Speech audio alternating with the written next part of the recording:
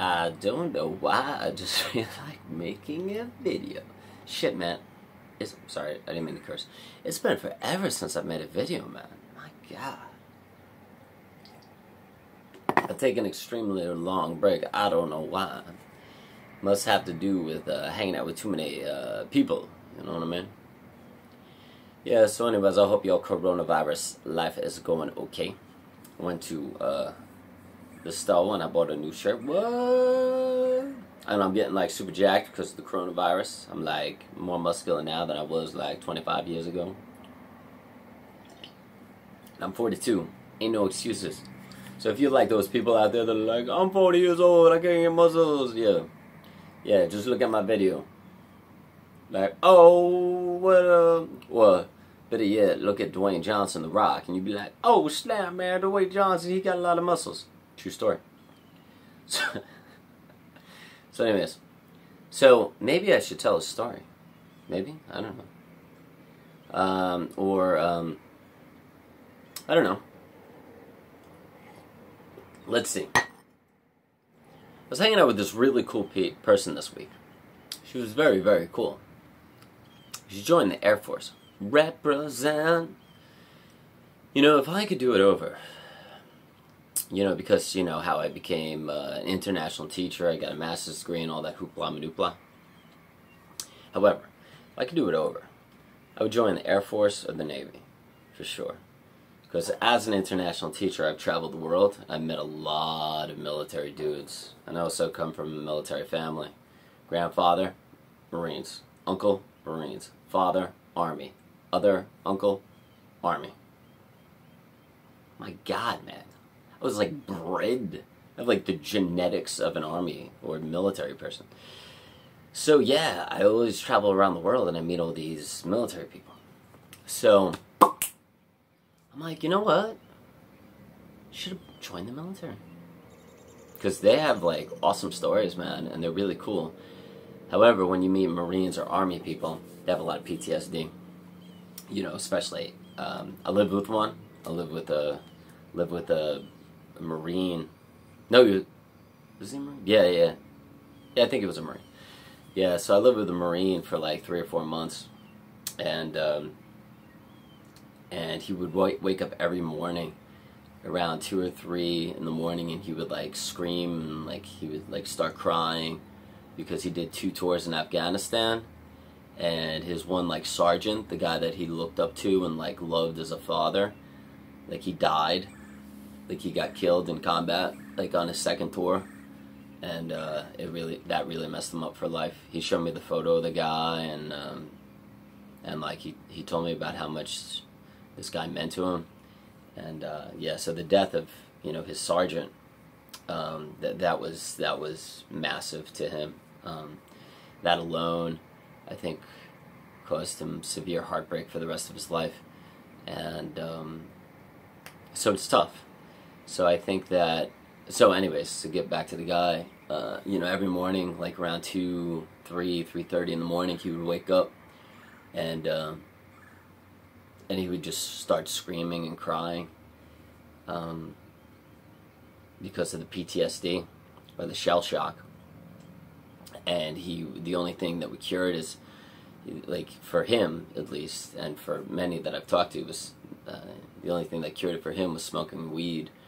And God, man, he spent so much money on marijuana. Like that's like he was smoking in the daytime, he would smoke it in the morning, he would smoke it, you know, right before he went to bed. He would smoke it, you know, at 3 in the morning when he woke up crying and screaming. I mean, like, he couldn't even function, man.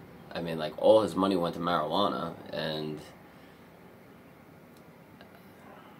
I don't know, man. Like, there's so many cases like that for guys in the Army and the Marines, and it's such a shame because they're trying to serve their country and they're trying to do all this amazing stuff and they're trying to help, and I don't know, man. And it's just like they're trying to do something with their life, and then they go over to Iraq or Afghanistan or wherever they're gonna go, and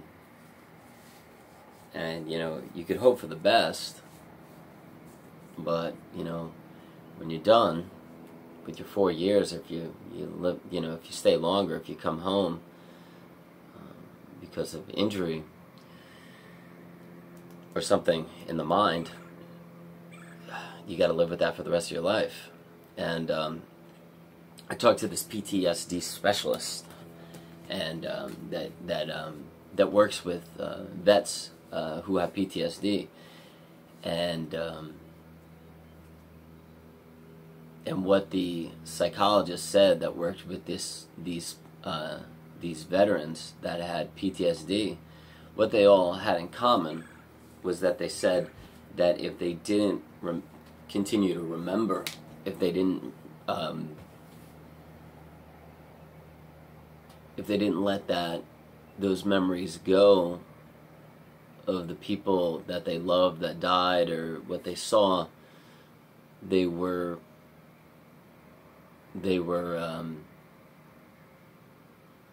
not honoring the people that they served with. They weren't being respectful to the people that they served with. And I thought that was very interesting, because I never thought about that. You know, I just thought that they had these flashbacks because of what was happening, or whatever the case may be. But he said that it's very common for them to hold on to these memories because they think that if they let these memories go, it's disgracing and dishonoring the people that they served with. So interesting, man. But as far as the Army and the Marines go, it's very difficult, man. I mean, if you are going to join a branch, military branch, you know, I always say, man, people that join the Navy and the Air Force, it's cakewalk, baby. It wasn't in World War II. You know, or War One, but current day, you know, you're not on the ground, and not being on the ground is a huge advantage, because being on the ground is really where the heavy crap happens. Because being on the ground, especially now where we are battling or fighting, you see a lot of action. You know, especially if you're in Iraq, Afghanistan. We're most likely never going to go to war with China, even though we like, you know, it's like this soap opera. But I saw somebody on the Daily Show once that wrote a book about our relationship with China and how we both need each other, and how we're most likely never going to go to war. And all of the stories that we make up about us not agreeing or disliking each other, or whatever the case may be, is quite fictional. But the only scary thing about it is that China is developing their military program just as much as us. And one of the reasons why we continue to strive to put so much financial money into our military budget is because of what China's doing. So right now we're pretty much in a military race with China, you know, they're not stopping and we're not stopping. You know, they're building up their weapons and their forces and their technology, and so are we. And so it's based out of fear. You know, the arms race right now between us and China. So that's quite scary, but we may never go to war with them. I think it's just a fear thing. I think they're afraid of us in a way, and we're afraid of them in a way, and we depend on them and they depend on us. So whenever you have that kind of codependent, unhealthy relationship, fear is always going to be there. Just like an unhealthy codependent relationship with, you know, a partner or a friend or something like that. You know, so modern day, you know, when I was hanging out with this person all week, she made me run or jog 3 miles. She didn't make me, but it was the first time I ran 3 miles in like 6 or 7 years. So my entire right leg next to my knee like turned to stone. It like turned to like this hard rock callus. And that's the reason why I stopped jogging in the first place, like years ago, because that kept happening.